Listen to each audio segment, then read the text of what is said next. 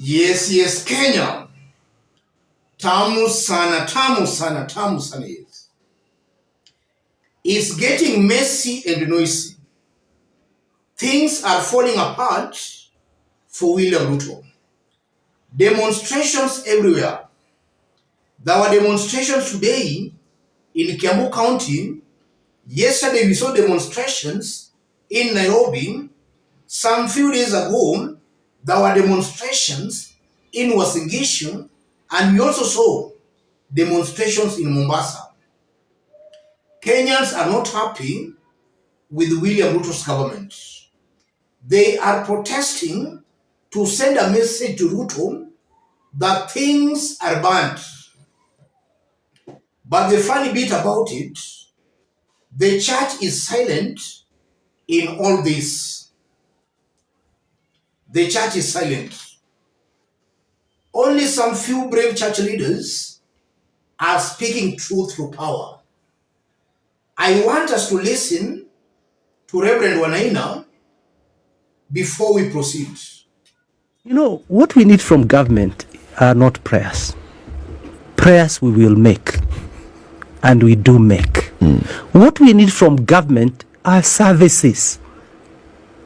When you hear a very senior government official saying that there are shares, there are some shares, and if you are found on the line, you can be asked to move back because you don't have shares. And it's not coming from somebody simple, it's coming from a number two. Then you actually know you are in real problems. Surely, as a clergy, with a congregation that is needy, would you be quiet about such a thing? So I keep asking, is it me who live in a different world where I observe things? Don't they see? Can't they talk about them? And some of them, if religious leaders who are close to that power can use their influence, they can be able to tell them, hello, please be careful with what you say in public. Because there is a lot of careless talk from our political leaders. Number two, we are away now from politics. You promised to deliver. Simply deliver. That is all about. Let's not sanitize or trying to make government religious so that we don't question them. If they said they are going to do something, they have manifestos that are in public. Let them implement their manifestos. Otherwise, why did you ask us to elect you? And when you are elected, you're not just elected by a few people, you are elected as a president of the nation. Please serve Kenyans and give them a better life. We are all taxpayers, so we are shareholders of this country. Yes. Reverend Wanaina is coming out as the voice of reason in the church. Others have been compromised and pocketed by William Ruto's government. Some new details emerging indicates that Rachel Ruto has made it mandatory for all employees, State House staff, to fast on Wednesday. Whether you are a Muslim or not, Wednesday you must fast.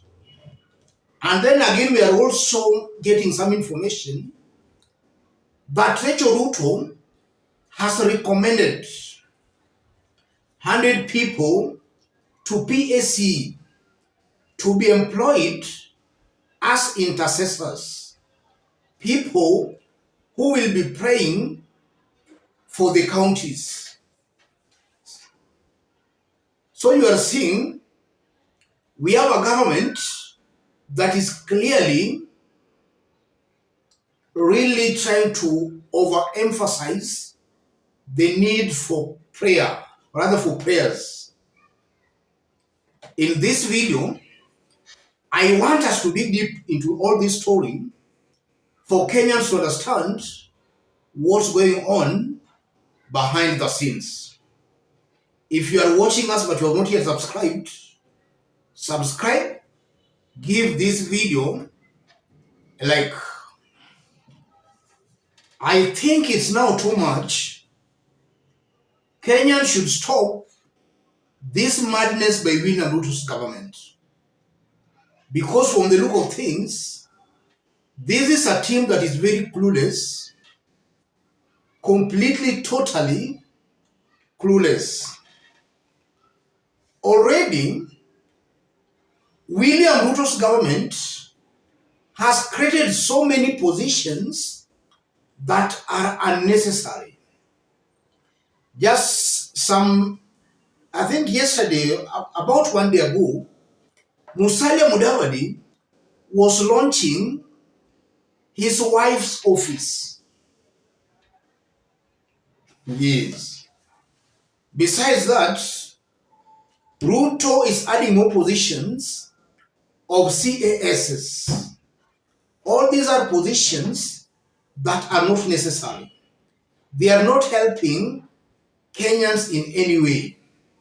But we are seeing William Ruto and his team very determined in just creating more and more positions. Now Rachel Ruto is recommending 100 people who will be praying for the counties. Yes. I think this is total madness, which Kenyans should stop before it spirals out of control.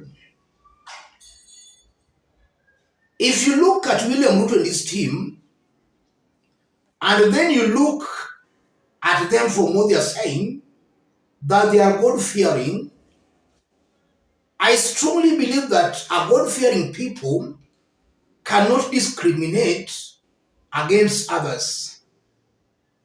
Look at the appointments in Ruto's government. Only two communities are benefiting from the appointments. I don't think God discriminates. The mere fact that this is a government that is discriminating, that alone confirms it's not a godly government. Maybe it's other gods, but not the one God we know.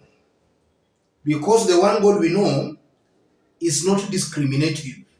This is a government that is clearly discriminative. If you look on how William Ruto is also handling some issues, it's clear Ruto is out to revenge. I don't think a God-fearing leader or a God-fearing government has that time to revenge.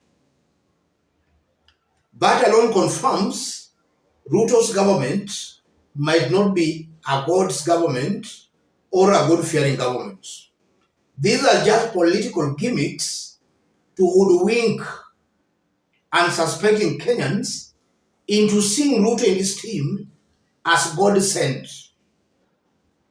Because it's clear William Ruto studied the psychology of Kenyans, and he knows that one way he can successfully mislead the people is by wearing a cloth that I'm God-fearing, wearing that God-fearing cloth. But from the actions and the way they're doing things, I doubt whether they are actually even God-fearing. And listening to the reverends, I think those are the men and women of God maybe Kenya now needs. Brave church leaders who speaks truth or speak sense to the state.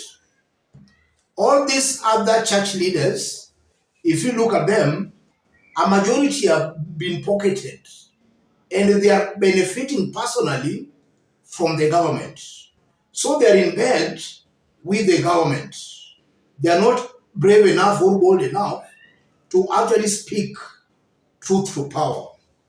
I think the Reverend should be congratulated for being that brave.